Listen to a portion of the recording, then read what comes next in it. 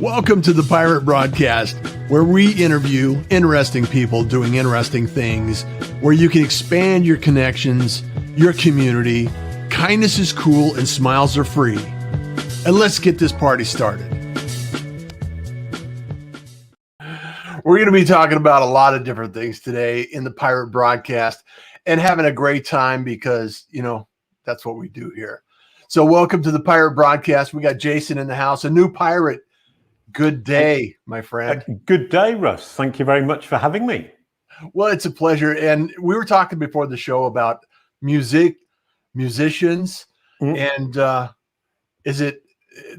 deciding whether it's punk folk or folk punk. Right. And it's definitely punk folk because you put them together and it makes poke. And if you put folk punk together, it makes funk, and that doesn't make sense. So that's easy for you to say. It's not actually. It's really difficult. I've struggling with that for well over 30 years, and I still can't get it right in my brain. Oh my! So we were both musicians. We were talking about being musicians and playing music and the joy that it brought us, and how you can get in the groove, and how you're not always in the groove with everyone. So how did you start playing music? What was your seed, and how did you get starting up with a double bass, as I recall? Well, the getting to music was slightly strange because I say to people, my mother's a jazz singer. Okay. And people say, oh, obvious, right. But in fact, she left when I was 4. And my father brought me up, and he's a literary person, university teacher. So I actually didn't spend much time with my mother, so it's got very little to do with it. But what actually happened is I went to Liverpool University and met a guy who played the guitar, and he'd just left a band, and I talked to him, and we decided to form a band called Stanley the Counting Horse, which was a really silly name for a band, but it was a silly band. And the whole basis of it was I was really thin and quite small, and I had a really big, deep voice that comes from down here. And the idea was it was quite funny for people to think, like, where is that voice coming from? And I sang in this band for 2 or 3 years, and then moved to Paris. And some friends of friends said to me, do you want to be in our band? We play in the street. You can join our band. I said, yeah, great. I'm a singer. And they said, we don't need a singer. All right, well, I play a bit of guitar. They said, we don't need a guitarist. I said, what do you need? They said, oh, a double bass. If you buy a double bass, learn to play, in 30 days, you can be in the band. So I bought a double bass and I learned to play it in 30 days and I was in the band. Oh, man. That's kind of an interesting story. You run to Paris, join a band, learn an instrument, play in the streets. Yep. And we played in the street and actually made a decent living. It was kind of, we also played in the metro in Paris. It's called the metro, the underground trains. And we used to leap into the carriages, play a couple of songs, take the hat round, jump off the train again. And then we went to play in Switzerland. You make quite a lot, used to make quite a lot of money playing in the street in Switzerland. And then I thought, I really want to play proper gigs. I want to play gigs in front. I want to be a stadium rock band. I think we all think we're going to do that. And naively, you truly believe it. And it's so foolish and so naive. But then if you didn't, you wouldn't do it, I don't think. It's that kind of naive dreaming that keeps you going. And so I just rang up all these bars and bullied them until they accepted to have us play. And after a while, we kind of ended up with these tours where we would play all these different clubs and bars, and actually ended up playing some quite big festivals.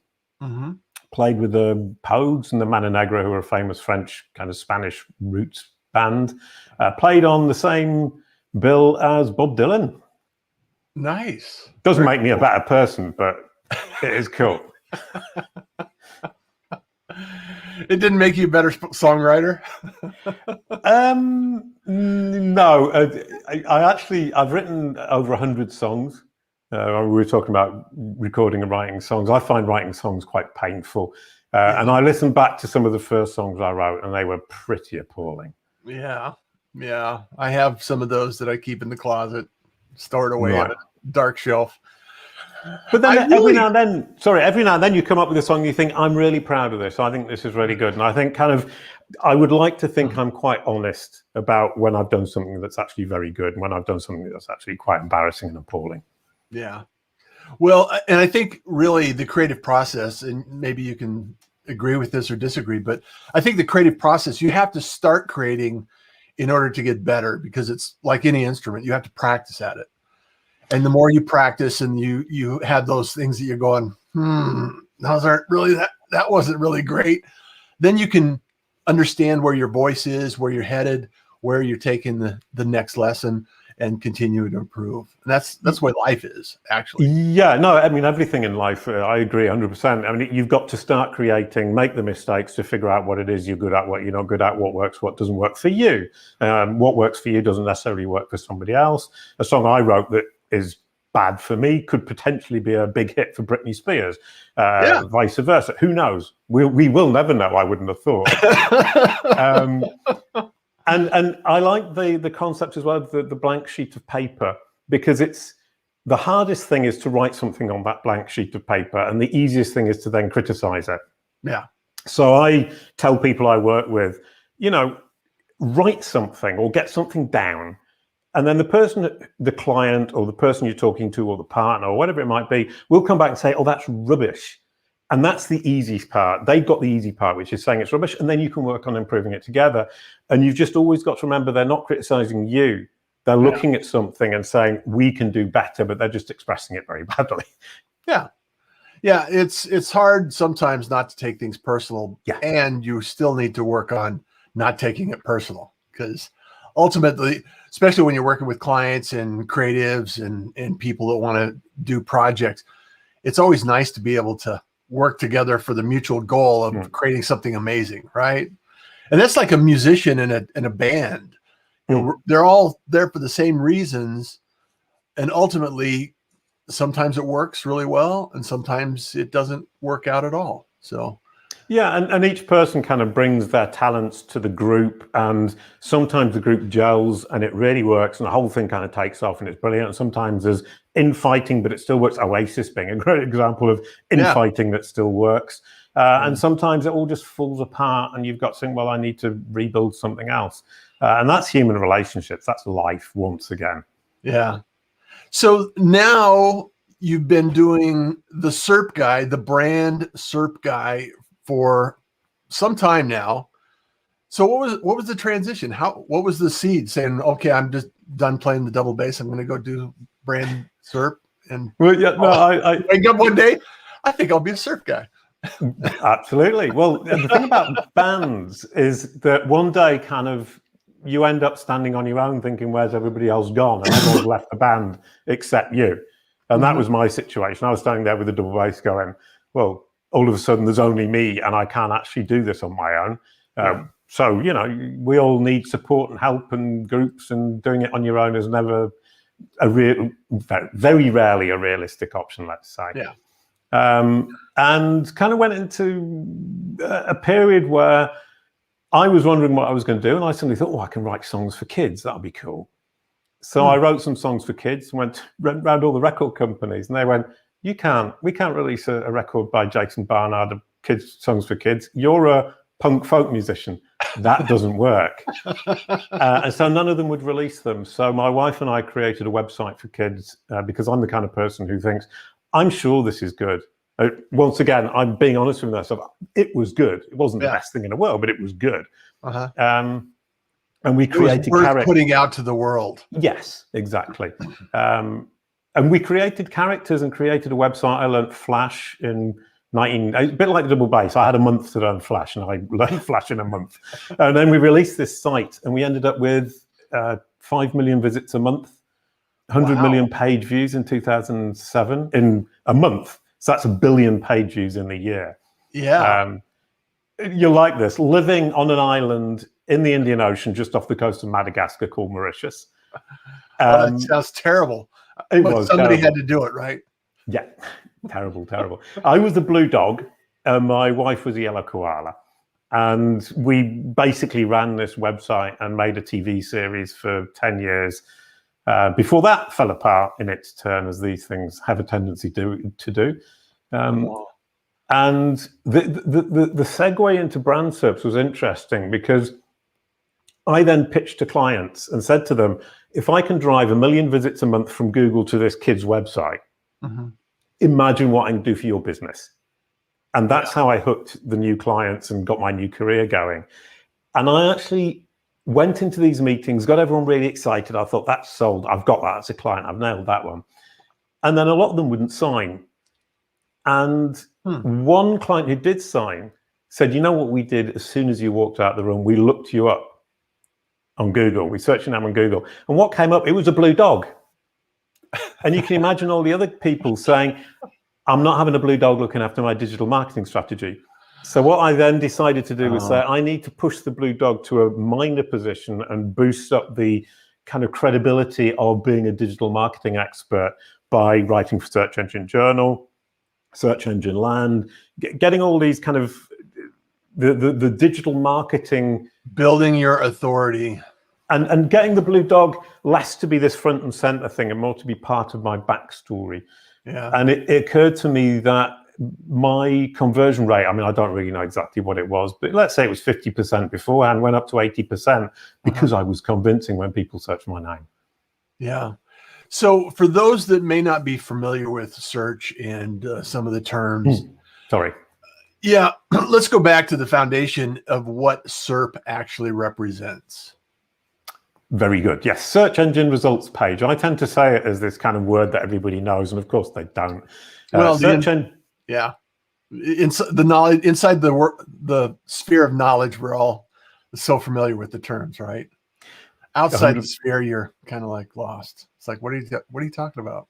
Well, Jason, actually, what are you talking about? It is funny. I can actually remember the day I looked up the word or the acronym SERP, and it wasn't that long ago. I mean, I would love to say it was back in 2000, but it's not. I was a blue dog, and blue dogs don't care. So it was literally when I started working on this, I thought, okay, what does SERP actually mean? So I started to become interested in the mechanics and the aspects of how Google and other search engines like Bing actually function, how they decide what to show their users when their users search in these search engine results page. And the more I looked at it, the more I became interested in how does Google decide what it shows when you search somebody's name or their brand name? Because that search is informational or navigational. You're saying, I either want to go to the site or find the business on Google Maps, or I want information. And how does Google make that balance? And how do we influence that balance to make sure it reflects positively, accurately, and convincingly on us for our audience? That's a great question. So you obviously learned the answer. It started off as a question, and it became in my mind as I went through that an answer. But yes, it is a great question, and I'm glad I asked myself that question because it leads me on to the answer, which is actually, in terms of SEO, I kind of think a lot of SEOs think this is so simple it's not worth dealing with. It's small fry play, whatever you would call it. But I would argue, number one, the people searching your brand name are the most important people to your business because they're people who are either doing business with you or going to do business with you or thinking about doing business with you. And secondly, the techniques you're using to influence Google for your brand SERP are exactly the same ones that you use for traditional SEO, which is to try to rank for generic keywords like buy red shoes or blue widgets or whatever it might be. But in a very controlled environment, which allows you to understand which actions are tending to have which results. So it's a really good place to learn SEO. Yeah. I know after having been involved in technology, and I started an email in 95. Ooh. So it's been a journey, and I never really enjoyed SEO and tweaking and tuning keywords, long tail research and all of that kind of stuff. I just never really enjoyed it. And I admired people like yourself that are able and capable of looking at something and saying, here, if we tweak a little here and we make an adjustment here, we're going to make some improvements. And then looking at the results and analyzing what the traffic looks like before and after, and A/B analysis and all of that kind of information. So do you have a certain process, Jason, that you like to go through, that you're comfortable with, or that you can go back to and know that there's going to be improvements? Yeah, well, actually, the last 7 years, I mean, I've been doing this for like 7 years since I started looking at my own brand. In French. You started this whole process in French. Yeah, I started in French. You're speaking another language, so. Yeah, bonjour. I'm French. I am, in fact, French, and I speak French. My wife is French, my daughter is French English. But that's beside the point. I have spent the last 7 years doing it in a very haphazard manner, ad hoc, because nobody's ever really, I don't know of anybody who's done it, and I haven't read very much about it. People do branded search, i.e. all the searches around a brand, like brand reviews and brand product and brand whatever it might be. I don't know of anybody else who's looking at just the exact match brand search. And so there isn't any information out there, so I'm making it up as I go along. And I spent the last 7 years working for clients, doing it in a very ad hoc, kind of fragmented manner, trying to figure out all these different things whilst making a living, because it's quite difficult to get people to pay you to do that, right? Because people don't see the immediate value. And 3 months ago, I started working with Yoast, Yoast the company, as opposed to Yoast the plugin. They employed me to start looking at their brand SERP and their entities in search and SE ranking as well, who's a bit like SEMrush. They do keyword tracking. I've been working with them too. And companies that are now saying, this is important and we are willing to pay you to help us with it. And what happened was I very quickly got overwhelmed with work, because you can't start working for these very smart, very knowledgeable people and companies in that ad hoc fragmented manner, because they spot it a mile off. And they're saying, but you're making this as you go along. And I was going, well, kind of, yeah. So what I actually did, I sat down 3 months ago and I wrote out the process. And I've now built it into a platform which automates the whole thing, or automates as much as we possibly can. So I'm releasing it this month. It's a SaaS platform where we just set out for each brand, step by step, what it is you need to do to make your, what I call the Google business card, what appears when somebody Googles your brand name, make it look sexy, let's say, positive, accurate, and convincing. And it's been a wonderful experience in the sense that it forces me to think, what am I actually doing? What am I actually saying? What effect does all of this have? And how can I turn it into a process that any idiot can follow? Including me, being the idiot. I was just going to say, sign me up. So Howard asks, is the search experience better today than it was 2 years ago? It's definitely better than it was 10 years ago. I would argue, and it depends kind of, there's a big debate about this. 10 years ago, it was 10 blue links. Google gave you a choice. It was a search engine where they gave you a choice of options. And they said, here's a 10 best we can find, and you choose the one you think probably looks the best, which is a bit potluck. I think it's down to 3 now, isn't it? Yeah, well, and now they're actually increasingly saying, we're just going to give you the answer. So if you look at it from a user perspective, as a Google user, I'm getting the answer often right there on Google's page. It will, if I say, how old is Jason Barnard? It will say 54 years old. I don't need to visit Jason Barnard's website to actually find that out. So from a user perspective, that's great user experience. Yeah. From a brand's perspective, I'm losing that visit. Yeah, because that's going to reduce the traffic because the information is already asked and answered. And that's, I'm sure, because Google primarily is an advertising company that wants the eyeballs to stay on their platform. Just like Facebook, just like anywhere else, right? I was going to say that all of these kind of big platforms are walled garden or trying to be walled gardens. They're trying to keep you on. The YouTube algorithm promotes things that keep people on YouTube. Same with Facebook, same with Twitter. Sure. Google, I would argue, is very slightly different in the sense that it's not so much they're trying to keep you on Google per se, although obviously they are. They want you to keep using Google. But how do they do that? How do they keep you using Google? Is they get you to the answer to your question or the solution to your problem as efficiently as possible. And I did some interviews with the people at Bing, the team leads at Bing. Now, this is cool. The people at Google won't tell you all the secrets, and the people at Bing have got nothing to lose, so they share more. So I did a series of interviews with them last year, and I'm going to be doing another one in a month or so, where obviously they don't tell us all the secrets, but they're more open than Google. And I learned absolutely boatloads from them. Brilliant bunch of people. And the one thing that kept coming up was, we want to get the user to the solution to their problem as efficiently, and the word is efficient. It's not fast, it's efficient.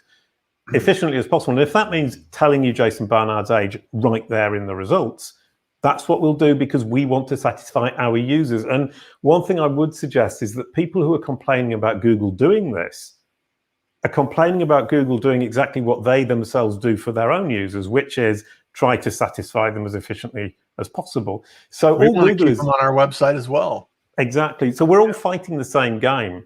And one thing, if you can take a step back and you say, actually, these people are Google's users, not mine. It's just that there is a subset of Google's users who are my audience, who I am asking Google to recommend me as the solution when they present a problem or ask a question to Google. And it's Google they're trusting, and it's Google who's doing the recommending. So, you know, I hate to say it, but a bit of empathy for what Google's trying to do. And I think your strategy vis-a-vis Google will probably improve no end. Yeah, I love it. I just want to give a shout out. Tracy, producer of the Pirate Broadcast. All right. Hopefully she brought you a great experience today, Jason. Hi, Tracy. And lovely to not really meet you, but kind of meet you. Good morning, Angie. Angie's a longtime supporter of the Pirate Broadcast. Howard Kaufman, is it really a box that is black in color? Making a reference to, it's a black hole. Really, I think it's a really black hole, Howard. And then Kathy Spooner says, good morning, Pirates. I want to ask you some tactical questions in terms of structure. I know, you know, there's some basic foundational principles that a lot of people use in SEO and structuring your website, and, you know, using tags and H1 and all these, you know, complicated things. And really, is there something that a business owner could just think about and just kind of implement that would potentially make a difference in improvement if they incrementally do it? Because like content creation, I create a lot of content. And obviously, you know, the more I create, the better off I am in terms of people seeing me and building authority and being recognized for a certain thing. Not a dog, but a SERP guy, right?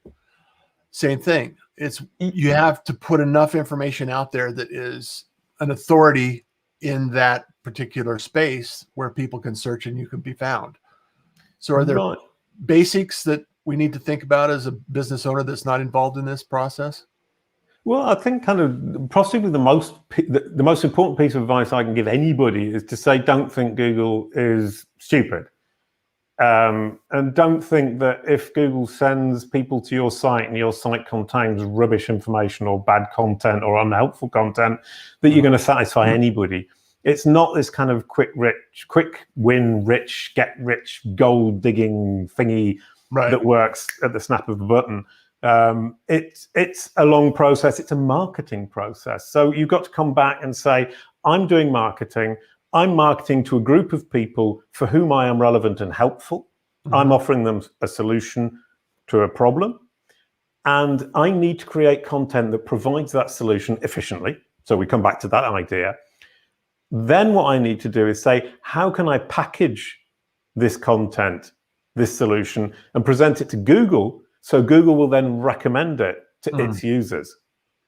So it's a question of not thinking I need to create content for Google. It's saying I need to create it for my audience, my real audience, my core audience, and then package it for Google so that Google understands that this is the best solution.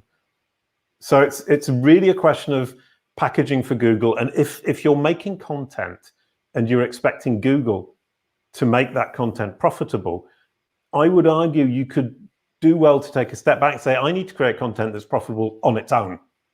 Yeah.